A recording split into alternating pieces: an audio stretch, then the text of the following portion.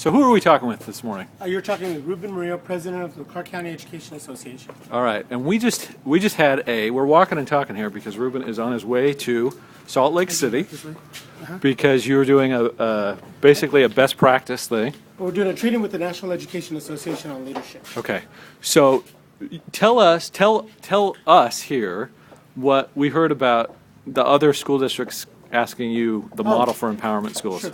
We had turn an so I article can that was published in the NEA today, Yes. Which highlighted the empowerment process that Clark County is working on with the 4 original empowerment schools.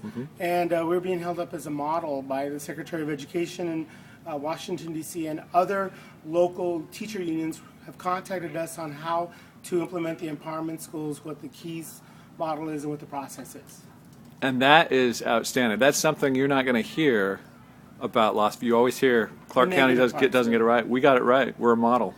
Yeah, for we are. We empowerment have schools. Is that that, fair? You know, it's something that's growing. We need to make sure that we nurture it, that we make sure that we fix all the things that are wrong with it, and make it an outstanding example for everybody across the United States. Ruben, thank you. Appreciate it.